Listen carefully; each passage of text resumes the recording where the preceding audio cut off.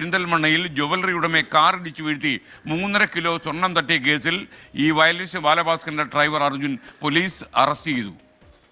Violinist Balabhaskar ഇഷ്ടമില്ലാത്തവരാരും വളരെ അപൂർവമായിട്ടുള്ള വ്യക്തിയല്ലേ. വളരെ സൈലൻ്റ് ആയിട്ട് എല്ലാവരുമായിട്ട് വളരെ സ്മൂത്തായിട്ട് ഇടപെടുന്ന ഒരു ബാലഭാസ്കർ. അദ്ദേഹത്തിൻ്റെ വയലിൻ പ്രകടനം എന്നൊക്കെ പറയുന്ന മനുഷ്യനെ ഇങ്ങനെ കോൾമറിക്കൊള്ളിക്കുകയാണ്. അദ്ദേഹത്തിൻ്റെ മരണം എല്ലാവരെയും ഞെട്ടിപ്പിച്ച കാര്യമാണ്. അപ്പോൾ അദ്ദേഹത്തിൻ്റെ മരണം തുടങ്ങിയപ്പോൾ മുതൽ പല വിവാദങ്ങളും കൂടെ ഉണ്ട് എന്നുള്ളതാണ്. അതിലൊന്നായിരുന്നു അദ്ദേഹത്തിൻ്റെ വണ്ടി ഓടിച്ചിരുന്നത് ആരാണ് എന്നുള്ള ചോദ്യം ഇപ്പോഴും അവശേഷിക്കുന്നത് എന്നുള്ളതാണ്. ഡ്രൈവർ അർജുനാണ് വണ്ടി ഓടിച്ചതെന്ന് പറയുന്നു. അർജുൻ പറയുന്നു നമ്മുടെ ബാലഭാസ്കറാണ് വണ്ടി ഓടിക്കുന്നത്. ഏതായാലും വാഹനാപകടത്തിൽ അർജുൻ മരിക്കുന്നു, അർജുൻ്റെ കുഞ്ഞും മരിക്കുന്നു, ഭാര്യയും ഡ്രൈവറും രക്ഷപ്പെടും.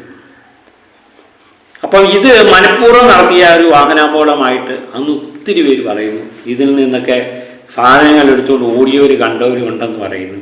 അവിടെ വേറെ ആൾക്കാരൊക്കെ ഈ വാഹനാപകട സമയത്ത് അവിടെ ഉണ്ടായിരുന്നു എന്നൊക്കെ ഒരു മിമിക്രി ആർട്ടിസ്റ്റ് പറയുന്നത് കേട്ടു. അതുമായിട്ട് ബന്ധപ്പെട്ട കേസുകൾ ഇങ്ങനെ മുന്നോട്ട് പോകുന്നതിനിടയിലാണ് ഇപ്പം ദേ വരുന്നു സ്വർണ്ണക്കടത്തുമായിട്ട് ബന്ധപ്പെട്ട് പഴയ ബാലഭാസ്കറിൻ്റെ ഡ്രൈവർ അർജുൻ അറസ്റ്റഡായി എന്നുള്ള വാർത്ത വരുന്നു. നമുക്കതൊന്ന് കേൾക്കാം. പെരിന്തൽമണ്ണയിൽ ജ്വല്ലറി ഉടമയെ കാറിടിച്ചു വീഴ്ത്തി 3.5 കിലോ സ്വർണം തട്ടിയ കേസിൽ ഈ വയലിനിസ്റ്റ് ബാലഭാസ്കറിന്റെ ഡ്രൈവർ അർജുൻ പോലീസ് അറസ്റ്റ് ചെയ്തു.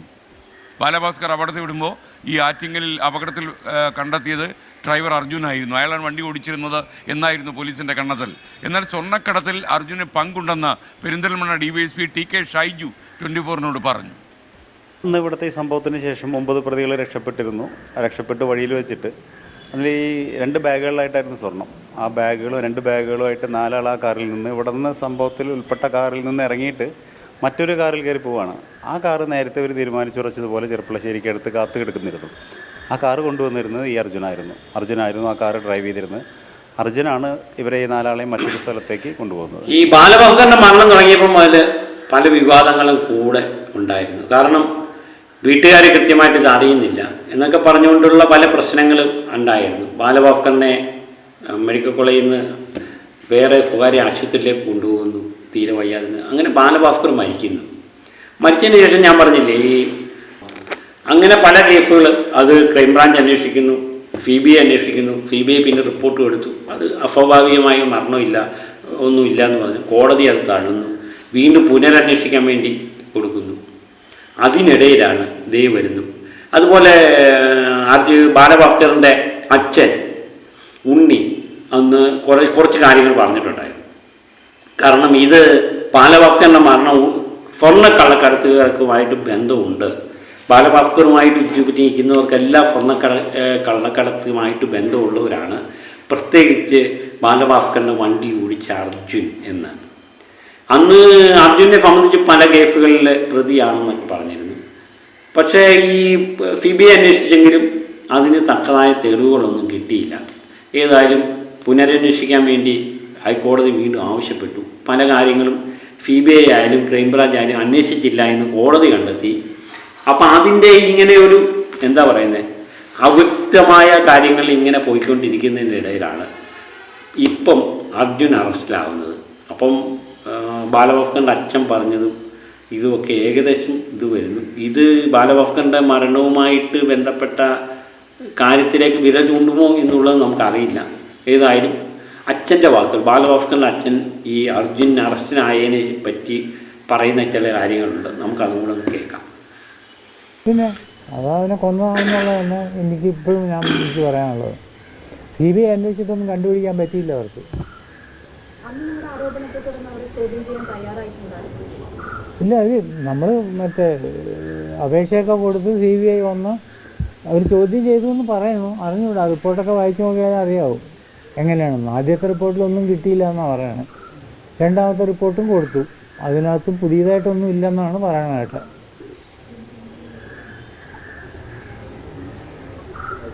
ഇപ്പോൾ അർജുനെ സംശയിക്കാൻ എന്താണ് ഇപ്പോൾ അല്ല അടുത്താന്ന് പറഞ്ഞാൽ അവൻ അവരുടെ കൂടെ ഡ്രൈവറായിട്ട് നടന്നിരുന്നതല്ലേ. കാരണം ഈ കൊണ്ടുവരുന്നതും കൊണ്ടുപോകുന്നതും ഒക്കെ ഡ്രൈവർമാരാണല്ലോ. അതുമാത്രമല്ല, അവൻ നേരത്തെ 1-2 കേസിൽ, ക്രിമിനൽ കേസിൽ പുള്ളിയാണ്. ഒരു ATM കവർച്ചയുടെ കേസ്, ഒരു ഭവനവേദന കേസ്, ഇങ്ങനെ 2-3 കേസുകളൊക്കെ ഉണ്ടായിരുന്നു അവൻ്റെ പേരിൽ. അപകടത്തിന് ശേഷമാണോ ഈ കേസുകളെ പറ്റിയൊക്കെ അറിയുന്നത്? അത്രേ ഉള്ളൂ, അതിന് മുമ്പല്ല.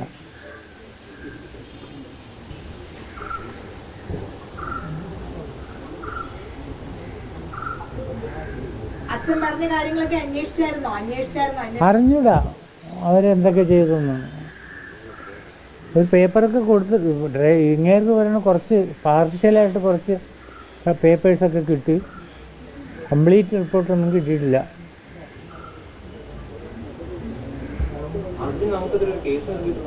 കൊടുത്തിട്ടുണ്ട്. MACT ബാലഭാസ്കറാണ് വണ്ടി ഓടിച്ചത്. അതുകൊണ്ട് അവന് 1,30,00,000 രൂപ കോമ്പൻസേഷൻ കൊടുക്കണമെന്ന് പറഞ്ഞ് MACT തൃശ്ശൂർ ഒരു കേസ് കൊടുത്തിട്ടുണ്ട്. 1 കോടി രൂപയാക്കി റൗണ്ട് ചെയ്തു 1.30 എന്നുള്ളത്. അതിപ്പോൾ നമ്മൾ എല്ലാ പ്രാവശ്യവും നമ്മൾ വക്കീലിനെ അയക്കുകയാണ്. കേസ് ഇങ്ങനെ ഓരോ പ്രാവശ്യം നീട്ടി വയ്ക്കുമ്പോഴേ നമ്മൾ പൈസയും കൊടുത്ത് വക്കീലിനെ അയക്കുകയാണ്. ബാലുവിന്റെ മരണത്തിന് ആദ്യം മുതൽ തന്നെ ഈ സ്വർണ്ണക്കടത്ത് സംഘമാണ് മരണത്തിന് ചെയ്തത്, കൊലപാതകമാണെന്ന് ബന്ധുക്കൾ പറയുന്നുണ്ടായിരുന്നു. ഇപ്പം അർജുന് ഈ സ്വർണ്ണക്കടത്ത് നേരത്തെ ബാലുവിന്റെ കൂടെ ഉണ്ടായിരുന്ന 2 പേർ, അതെ 2 പേരുണ്ടായിരുന്നു. അവരുടെ ഡ്രൈവർ ഇവനായിരുന്നു. അപ്പോഴും ഈ അർജുനൻ തന്നെയായിരുന്നു അവരുടെ കൂടെ. വിഷ്ണു എന്നും പറഞ്ഞ് ഒരുത്തനുണ്ടായിരുന്നല്ലോ. അവന് ഈ സൺ ഹോംസ് എന്നും പറഞ്ഞുകൊണ്ടൊരു റിയൽ എസ്റ്റേറ്റുകാരുണ്ട്, അവിടെ വർക്ക് ചെയ്തിരുന്നതാണ്.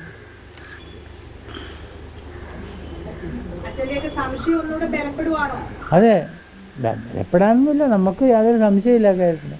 അവർ തന്നെയാണെന്നുള്ള ഉറപ്പാണ്. വെറും സംശയമൊന്നുമല്ല. നടത്തിയെന്ന് അവർ പറയണു. നമുക്ക് ഇത് പറഞ്ഞു കേട്ടുള്ള അറിവല്ലേ ഉള്ളൂ. റിപ്പോർട്ടൊക്കെ കോടതിയിലല്ലേ കൊടുക്കണം. അപ്പോൾ വക്കീൽ പറഞ്ഞാൽ വലിയ കാര്യങ്ങളൊന്നും ഇല്ല അതിലെന്നാണ് പറയണത്. എങ്ങും തൊടാതെ ഉള്ളൊരു റിപ്പോർട്ടാണ് അവർ കൊടുത്തത്. CBI ഈ കള്ളക്കടത്ത് മാഫിയ ആരാണെന്ന് വെച്ച് കഴിഞ്ഞാൽ അതിൻ്റെ ഒരു വലിയ സംഘമാണ്. അവരെ സംരക്ഷിക്കാനല്ല അവനെന്തിനാ.